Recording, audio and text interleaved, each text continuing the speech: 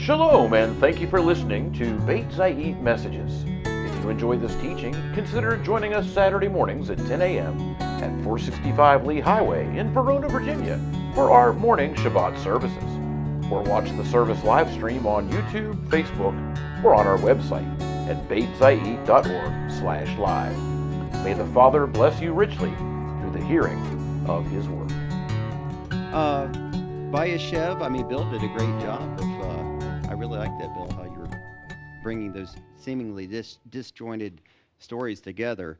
That was really neat. So anyway, as usual, it's hard to follow the drashis, but I'll give it a shot.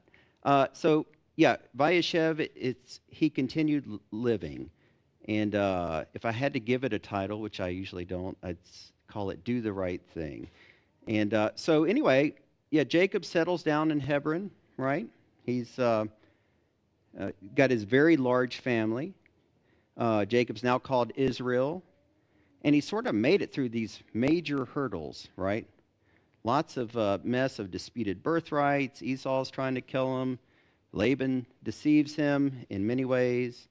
And, of course, the easy life of having 4 wives to contend with. So, he's made it through the hard part, right? So you think, okay, I've arrived. I can start putting 15% in my 401k, have a health savings account or something like that, whatever they did back then. But it's not time to relax for him, right? Things kind of get messy again. And, the Torah begins the history of Joseph, and it begins the history of Joseph also, and it pretty much starts as a mess as well. So Joseph is that brat kid brother, at least from the perspective of his brothers, from what I can tell. And only Benjamin's younger, right? So Joseph, in many ways, is the youngest.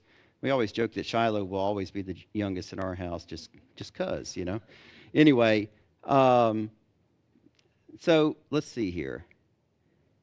So in fulfilling this role, Joseph, as sort of that brat kid brother, what does he do? He tattletales on his brothers from Bilhah and Zilpah.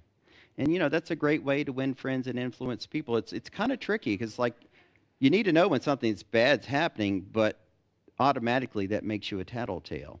I still haven't figured that out with our kids, but thankfully they're growing out of it, right? You can mess up the grandkids. That'll be fine. So there's the prophetic dreams that Joseph has too, right? They're given by God. They're significant. They're important. What is he to do with that? Is he to keep it secret? Is he not to tell anyone? Well, he does tell his brothers, and maybe he told it a little too enthusiastically. Maybe not. Maybe his brothers were easily offended. But, he shares it with the whole family, and, it didn't really help him at all.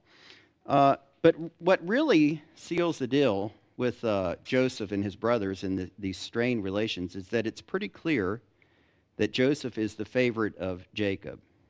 And I think that had probably more to do with it than anything. And we see that in Genesis 37, 3 and 4. Now, Israel loved Joseph the most of all his children. That's pretty plain to see. And he made him a long-sleeved robe.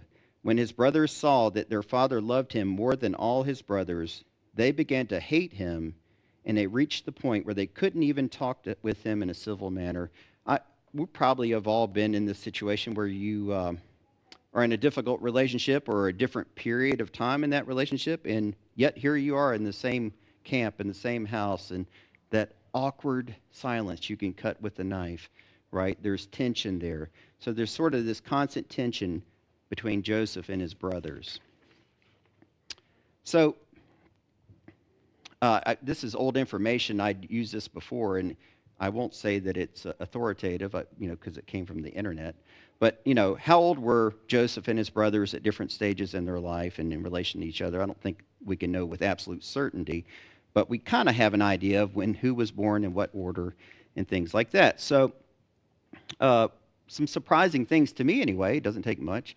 There's only 7 years difference in age between Joseph and Reuben. Reuben was the firstborn, and Joseph came along much later. And I try to create a slide, and I don't know if it's going to help you guys at all or just confuse the situation. So And it's not purely in age order, but you can see I have the sons of Leah, Bilhah, Zilpah, and Rachel. And then the age on the left is the age when Joseph was thrown in the pit. Oh, bless you. In the pit. So if you look down second from the bottom, he was about 17. Reuben was 24, and of course there's a big difference between 17 and 24, but there's not a huge difference. And again, you can see when you have 4 wives, there's some overlap in age as well. There's a lot of middle child issues here because there's a pile of them that were born in similar times. Dan is 21, Judah's 21. Levi is only 22, so they're really stacked on top of each other here. So, but anyway, I just thought that chart was kind of neat. It put it in perspective. In my mind, it was maybe because I'm the youngest of my family. Just your older brother just seems so much older than you, but actually, there's not too much difference. So the other thing about all these middle child issues and oldest and youngest and the baby, I can relate to that. We know there's animosity between Rachel and Leah, right? There's a sense of competition. There's wheeling and dealing and haggling for their husband's attention. That's, and also probably between Bilhah and Zilpah. So there's a spirit of competition amongst the whole family, right? Everyone is like, hey, and I love my mom. She's passed away, but boys love their mother. I mean, generally speaking, like you're loyal and faithful to your mom. There's nobody like mom. And so naturally, Leah's sons are going to be loyal to her. And Bilhah's sons are going to be more loyal to her. So anyway, let's see here.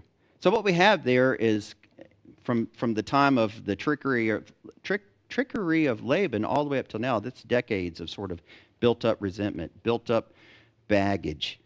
And, none of us like to bring up the past, right? Especially me. So anyway, so at this point, again, Joseph's 17 right before he goes into the pit.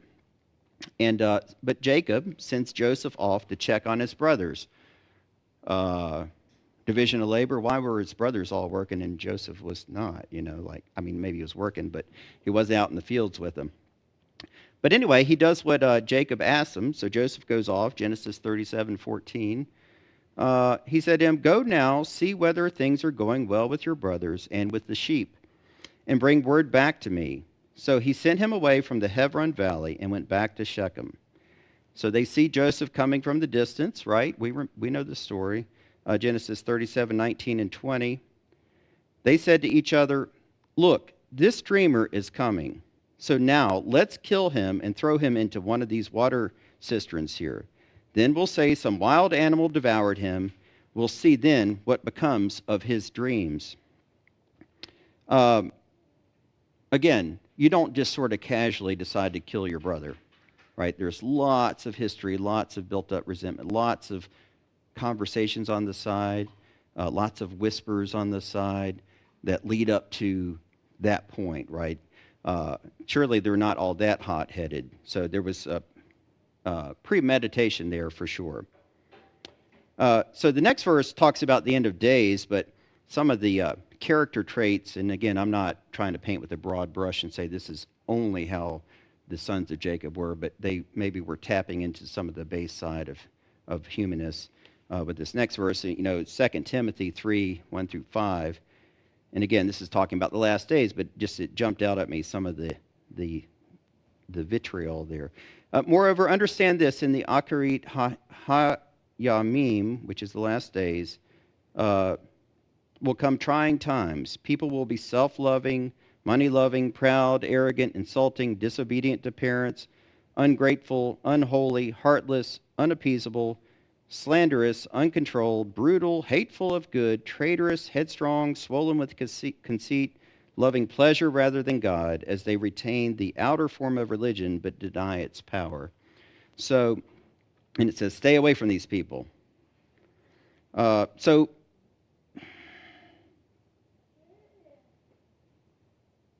the God of Abraham and Isaac and Jacob was also the God of the brothers. So again, I'm not trying to to just hate on their brothers, but they had lost something along the way. They had lost their some element of righteousness to come to the point of murder. So Genesis 37, 21 and 22, Reuben had something to say, though. But when Reuben heard this, he saved him from being destroyed by them. He said, "We shouldn't take his life. Don't shed blood," Reuben added. "Throw him into this cistern here in the wilds, but don't lay hands on him yourselves."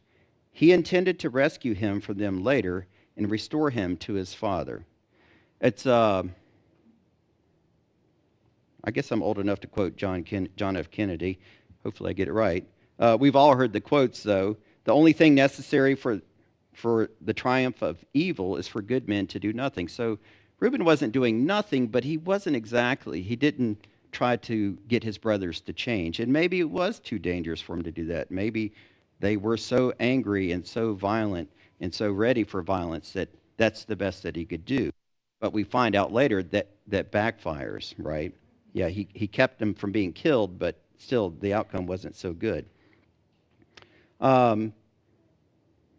You could say that Reuben maybe was trying to have it both ways. He wasn't standing up against injustice, but just sort of trying to deflect the brothers. So of course they stripped off his robe, they threw him in the empty cistern, and then they said, "Let's have some lunch." And Bill talking about, why does it tell us that they had lunch? Like it seems like kind of minor, but I think I know what they had for lunch. They had MLTs, right? Anyone know what an MLT is? Mutton, lettuce, and tomato sandwiches. So anyway, sorry, that's my Princess Bride reference that I always fall into. They had some lunch, which, again, just kind of strange, so casual. So then Judah sees a caravan of traders coming. Genesis 37, 26 through 27. Yehudah said to his brothers, "What advantage is it to us if we kill our brother and cover up his blood? Come, let's sell him to the Ishmaelim instead of putting him to death with our own hands. After all, he is our brother, so our own flesh." So his brothers paid attention to him. So again, maybe they're having some second thoughts. Still, the outcome not so good. Judah now is the one that is starting to feel some conviction and guilt, and but hey, let's make some money right along the way. And as Bill pointed out, the similarities between Yeshua and Joseph, the silver for his life. But it's hard to do the right thing. It really is, especially when you've already gone down a path, right? Where you're like, wait a minute, I didn't mean to go this far. I didn't mean for it to work out this way. But now here I am. Should I double down and just hope that it gets better, or do I need to retreat from that?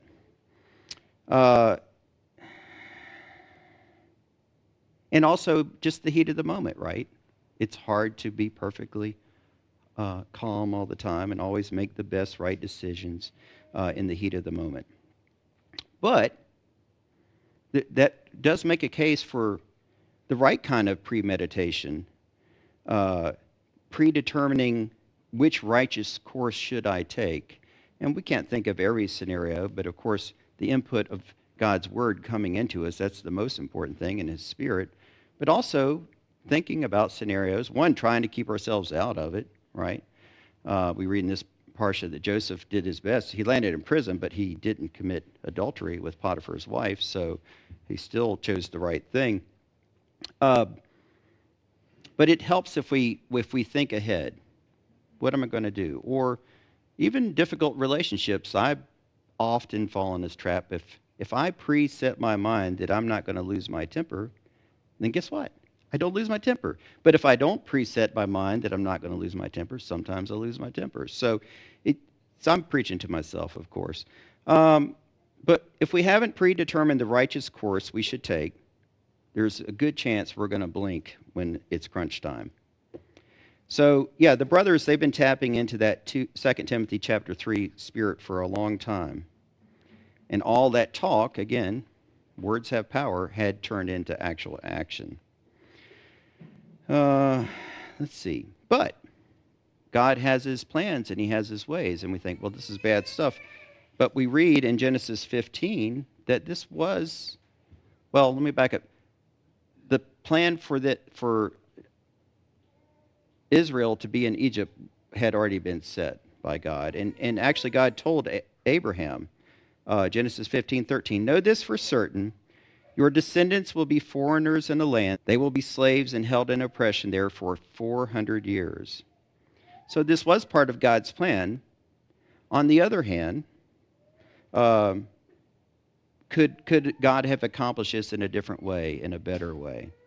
Again, thinking about our own lives, jailhouse religion is perfectly wonderful, but if you can come to the Lord and come to God without getting in the jailhouse, so much better, right?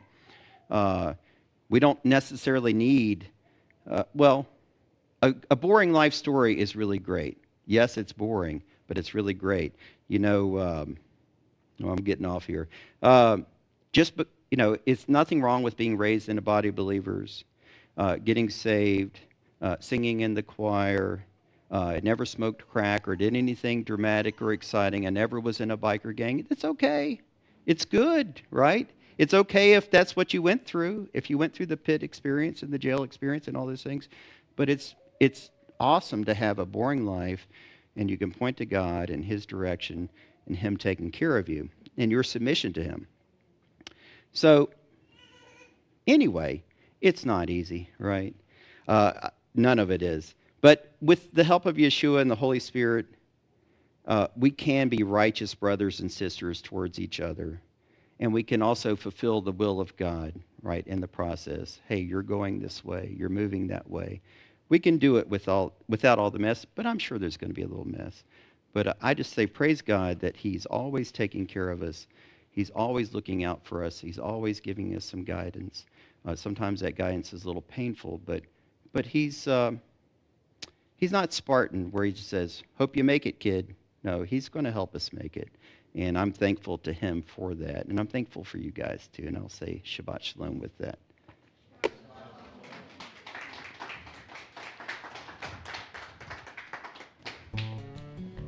Again, thanks for joining us for the Beit Zayit Messages podcast. This podcast is an extension of Beit Zayit Messianic Congregation, a group of Jews and Gentiles meeting in Verona, Virginia. If you enjoyed this episode, be sure to subscribe and leave a review along with a 5-star rating, or give us a thumbs up wherever you're listening from. If you're interested in learning more about the Creator and His Word from a Messianic Jewish perspective, check out our website at beitzayit.org for helpful resources and more information. Until next time, Shalom.